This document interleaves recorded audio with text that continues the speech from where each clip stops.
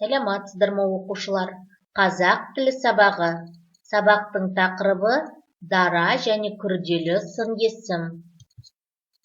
Бүгінгі сабақта мәтіннен сын есімдерді таба аласың. Сын есімдерді дара, күрделі екенін ажырата аласың. 12-ші жаттығуға қарайық. Мәтінді түсініп оқы. Қазіргі кезде ғарышты игеру тез алға басуда. Аз ғана уақытта жер төңірегіне 2000-ға жуық жасанды серік ұшырылды. Жердің жасанды серіктері халық шаруашылығына үлкен қызмет көрсетеді. Ғарыштан түсірілген суреттер ауа райын болжауға мүмкіндік береді. Жасанды серіктер арқылы телехабарлар беріледі. Алыс жерлермен радио, телефон байланыстары жүргізіледі. Көптеген елдердің ғарыш кемелері біздің республикамыздағы Байқоңыр ғарыш алаңынан ұшырылып келеді. Енді оқушылар Байқоңыр ғарыш алаңы туралы энциклопедиядан біліп алыңдар. Ендеше менде сіздерге кішкене мәлімет дайындадым, мұқият тыңдаймыз. Байқоңыр Қызылорда облысы Қармақшы ауданының аумағында орналасқан ғарыш алаңы. Байқоңыр әлемдегі ең ірі жер беті ғылыми ғарыш полигоны болып табылады. Оның басты және көмекші нысандарының жалпы ауданы 6717 шаршы шақырым. Байқоңырдан 1961 жылы 12 сәуірде адамзат тарихында тұңғыш рет Юрий Алексеевич Гагарин Восток ғарыш кемесімен ғарышқа аттанды. Байқоңыр одан кейін де ғарыш кеңістігін игеруде көптеген жаңашыл бастамалардың старттық орнына айналды.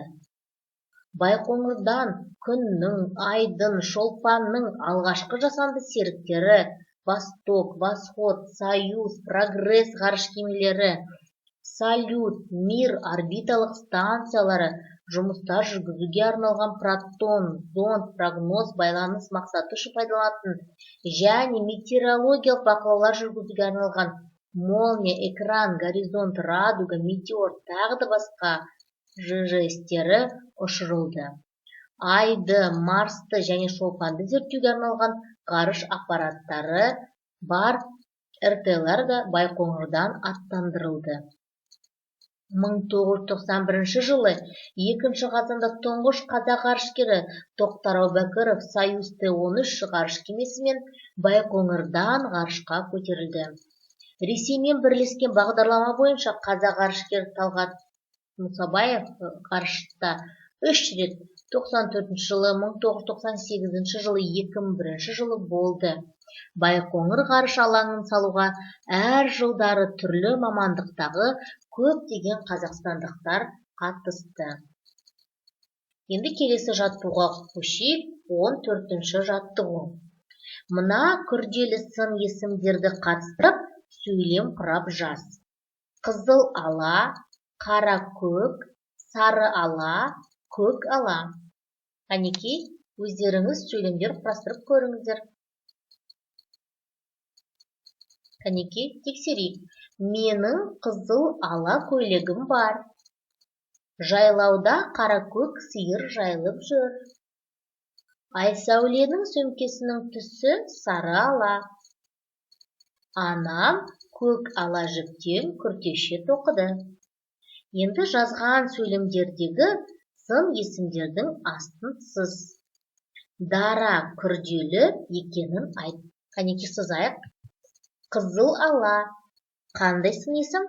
Күрделі сын есім. Жайлауда қара көк сиыр жайылып жүр. Қара көк. Күрделі сын есім. Айсәуленің сөмкесінің түсі сары ала. Сары ала. Күрделі сын есім. Анам көк ала жіптен күртеше тоқыды. Көк ала. Қандай жіптен? Көк ала. Жарайсыздар. Келесі 15-ші жаттығу. Жұмбақты көшіріп жаз, шешуін тап. Өзі жап-жас, мұрты бар, ет пен сүтке ұмтылар. Тастамайды жылы үйде, түкті тонын шұп-шұбар. Ол не, оқушылар? Қалай ойлайсыздар? Мысық, дұрыс айтасыздар. Енді осы жұмбақтан сын есімдердің астын сызайық қанекей. Өзі жап-жас, тастамайды жылы үйде, түкті тонын шұп-шұбар. Енді оқушылар, жұмбақтағы кез келген бір сын есімді таңдап алайық та, сол сын есімге төменде берілген жоспарға сәйкес әңгімелейік. Қанекей, мысалы, қандай сөз алайық? Түкті дейік, мысалы, иә? Қандай? Бұл сын есім қандай сұраққа жауап береді?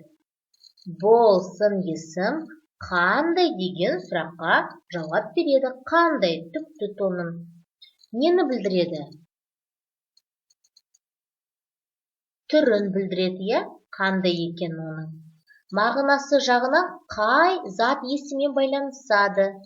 Мағынасы жағынан тонын деген зат есіммен байланысады. Дарама күрделі ме? Түкті деген сөз дара сын есім, себебі бір сөзден тұрады. Келесі жаттығу 16-шы жаттығу. Сурет бойынша мәтін құрап жаз. Суретте не берілген, қанекей? Кім берілген бізде? Ғарышкер берілген екен, иә? Ендеше осыған байланысты мәтін құрайық. Мұқият тыңдайық. Ғарышкер. Ғарышкер. Бұл мамандық бейне бір тылсымға толы сияқты көрінеді. Себебі ғарышкерлер жер мен көкті жалғап, аспан әлем мен жерді жоғарыдан зерттеп, ғарыштық техниканы сынақтан өткізетін адамдар. Бұл мамандық адамның ғарышқа ұшуынан кейін, яғни 1961 жылы пайда болды. Ғарышқа ұшып, ғарышкер атану үшін жақсы біліммен қатар мықты денсаулық та керек. Сонымен қатар түрлі қиындықтарға да төзімді болу керек. Әрбір ғарышкердің ғарышты бағындыруының өзіндік жолы бар. Әрине, ғарышкерлердің өмірі ғарышқа ұшқанға дейін және ғарышқа ұшқаннан кейін деп екіге бөлінетіні айдан анық.